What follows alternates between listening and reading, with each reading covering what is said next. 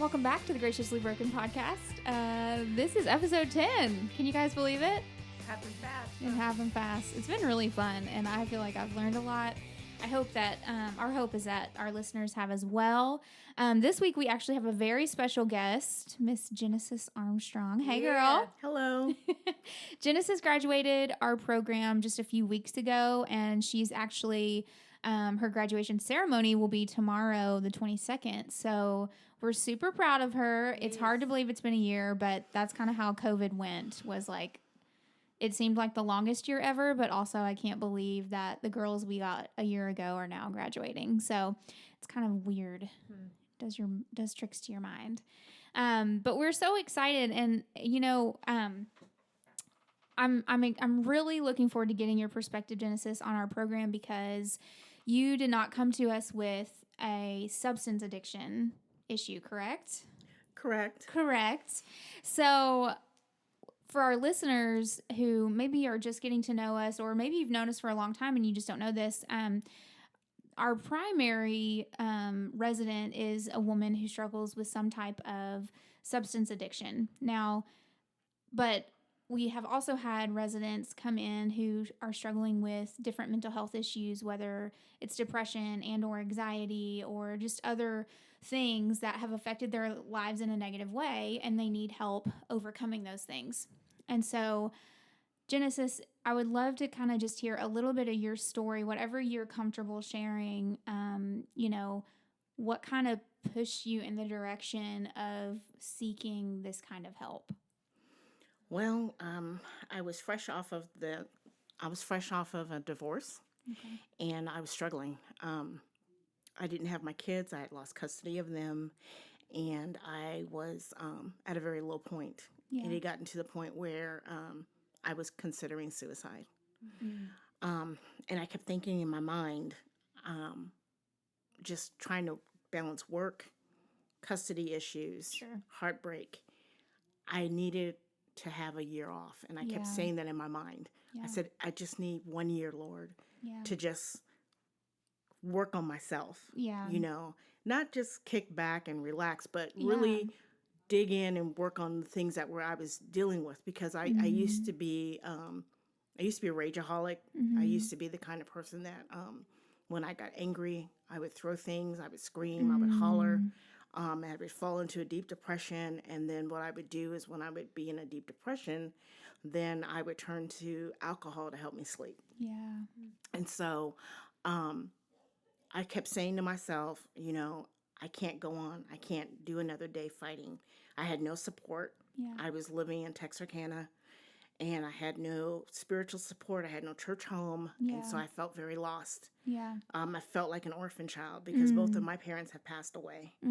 And so I said, Lord, if I could just find a new family, a new place, I don't mind moving and relocating.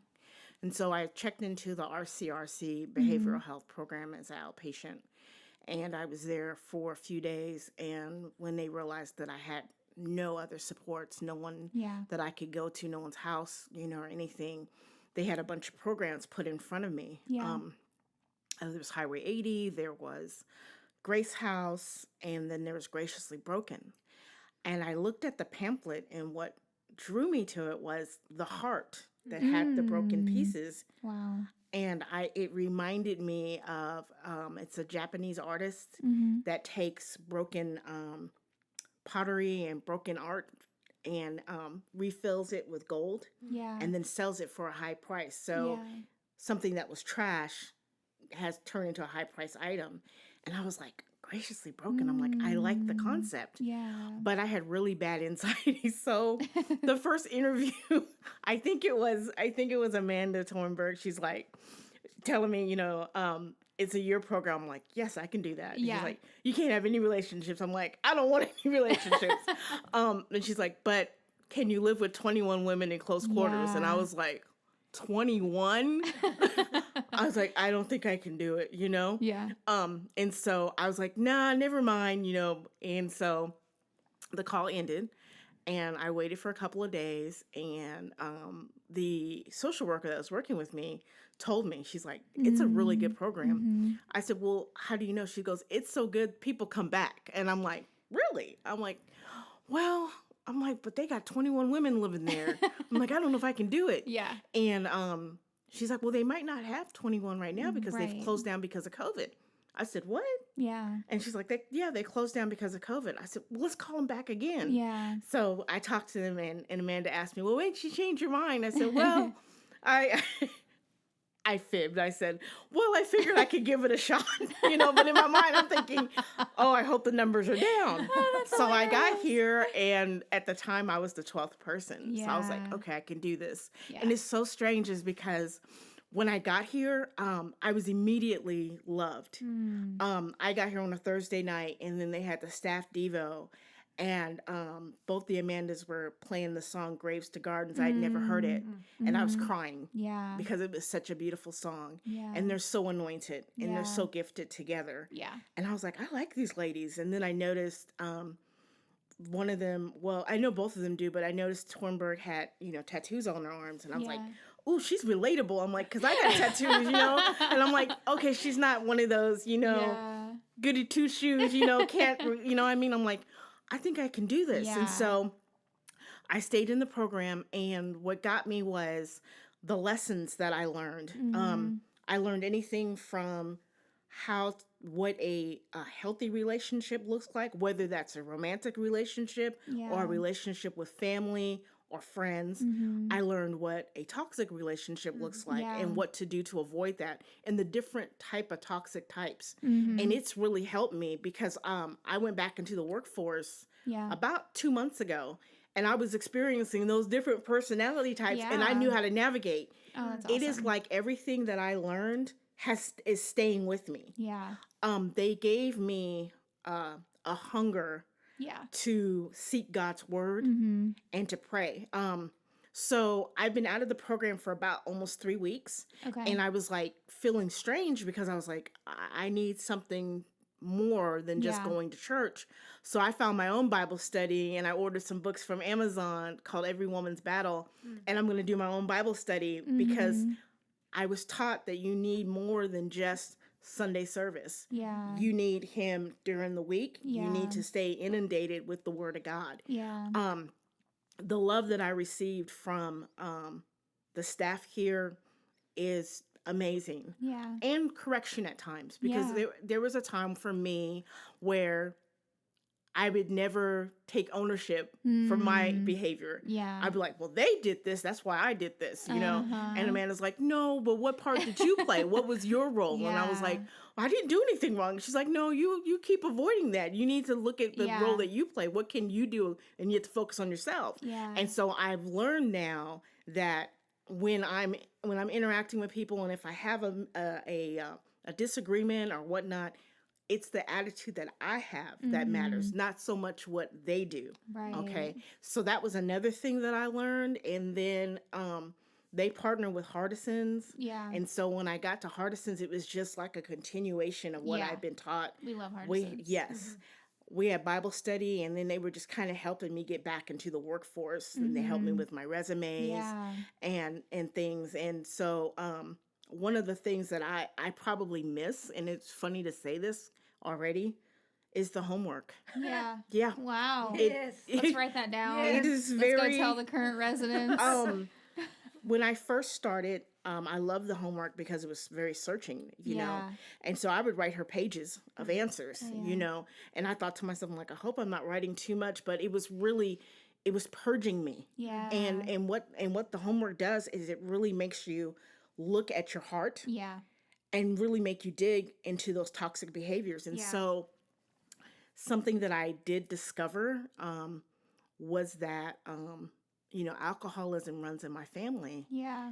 And I discovered that I was an alcoholic. Oh, wow. And it wasn't until I was about 6 months into the program and I had my one-on-one with Amanda, and I told her, I said, I think I'm an alcoholic. Yeah. And she was like, really? I'm like, yes. And I said, let me explain. I said, when you talked about addiction and how you crave it and all of that, I stopped drinking about a year before I got into the program, but that didn't mean that I didn't have those tendencies that were leading me to alcoholism. So just because I stopped, that doesn't mean anything. I needed the tools because in my mind, I'm thinking, I'm not like everybody else, I can still drink. I thought that for a while, but it was some class that I was having with Amanda, and I can't remember exactly about it, but she was talking about addiction and talking about the mindset that you have that leads you back to a relapse, and everything that she was naming, I could relate.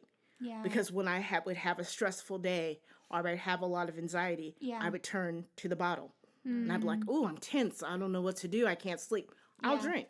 Oh, something good happened today. I'm going to celebrate. I'll drink. I'm angry at this person. I'm angry at this situation. I'm going to drink to calm my nerves. Well, that's a dependency on a chemical. And so it's funny when I sat there in a group, we have peer group, and everybody was asking how you're doing or whatever. I told the girls, because they knew me as the depression girl. I didn't have any other problems. And so I told them, I said, I have a confession to make. And they're like, what? And I said, I whispered it. I was like, I think I'm an alcoholic.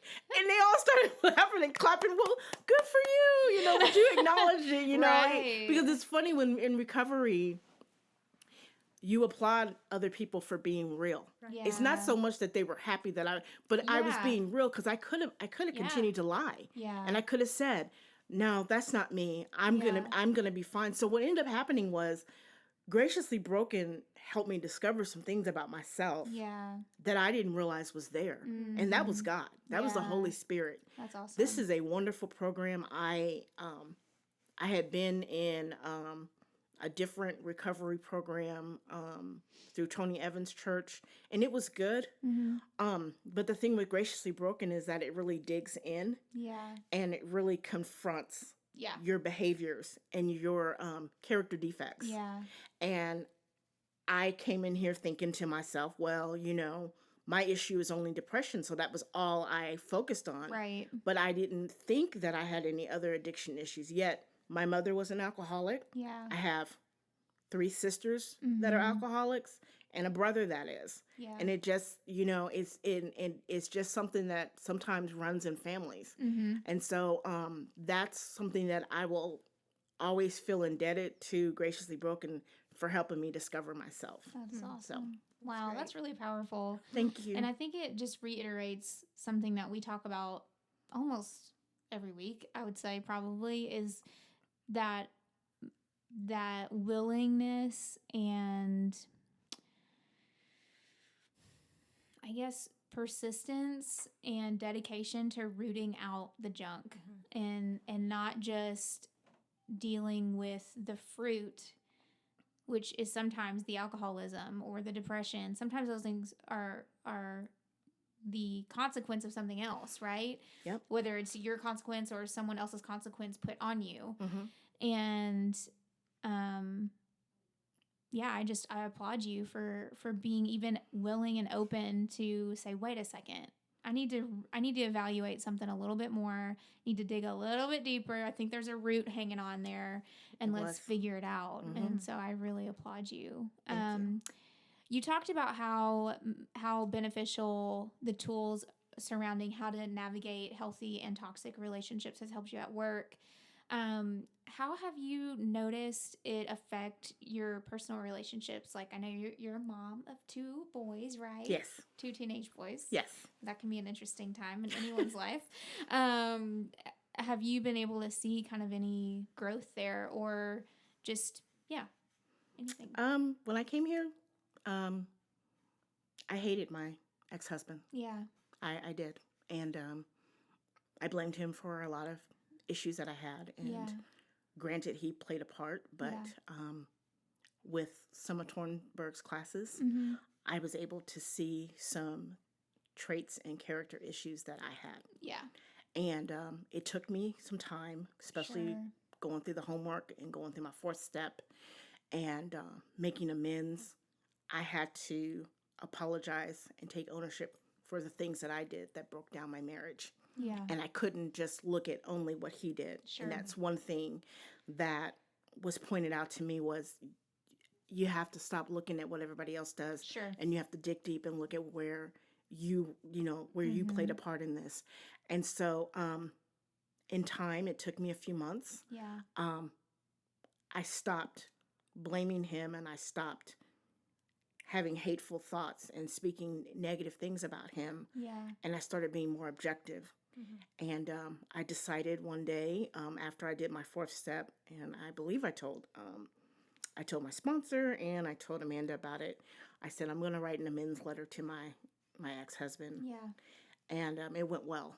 He wrote back and wow. And he apologized for some things too. Wow.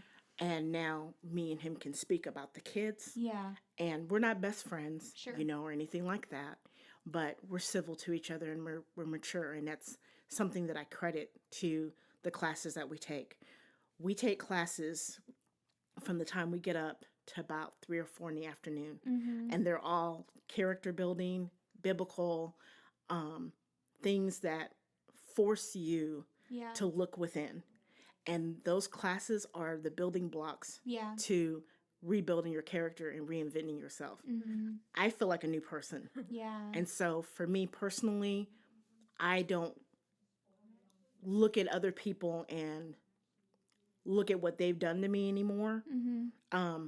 I'm able to look at things objectively and be like, okay, Genesis, mm-hmm. what part did you play? Yeah. Okay, let's get that worked on. Yeah. And don't worry about them. I didn't expect him to apologize to me back. Mm-hmm. And I didn't expect him to receive me warmly. Yeah. Because we had a very volatile and hateful divorce. Yeah.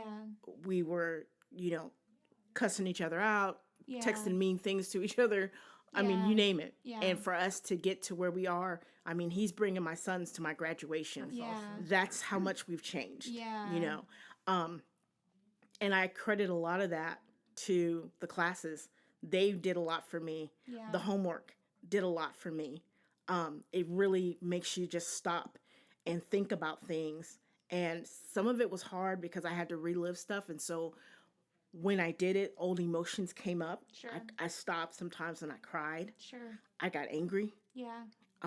But I utilized my sponsor. Yeah. And I would have her process. I would process it with her. Mm-hmm.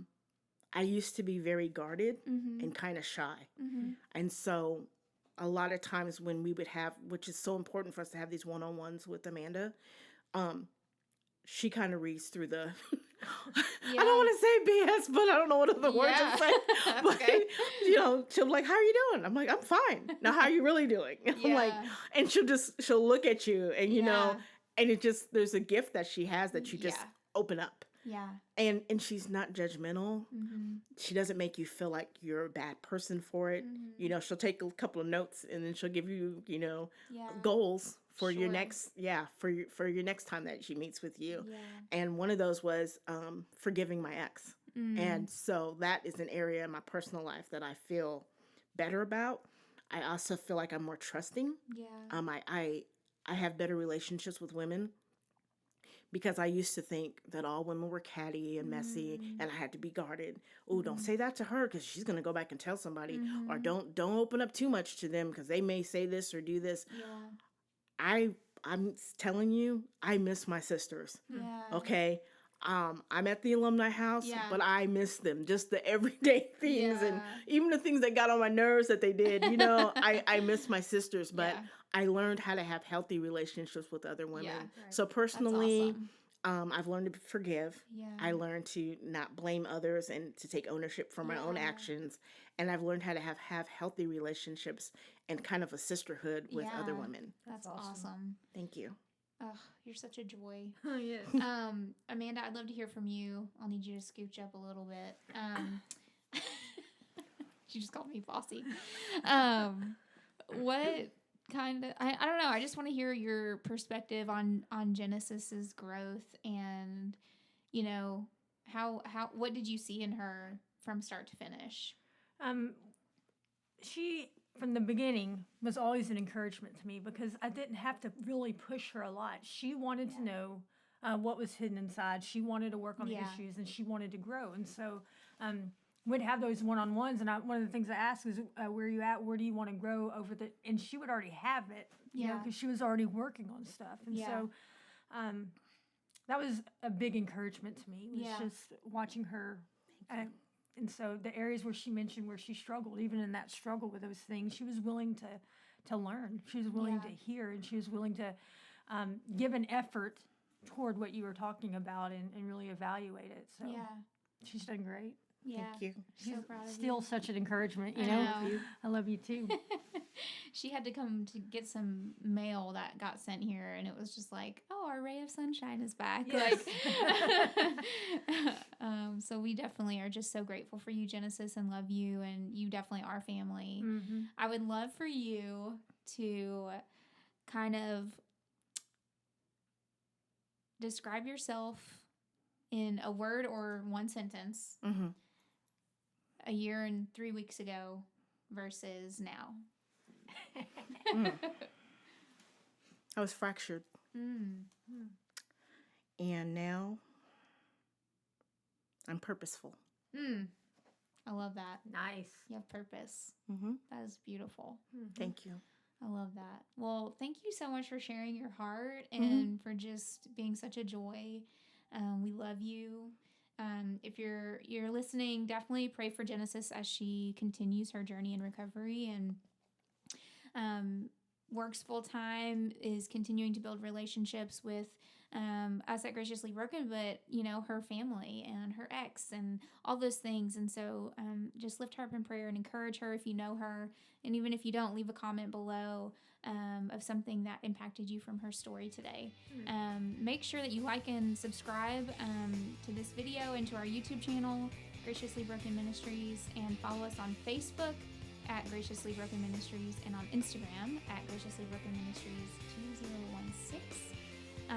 We have a lot going on right now. God has been just moving mountains, it feels like, for us with our Building Hope campaign, so definitely check that out. You can find tons of information on our website about that, as well as our Facebook and Instagram.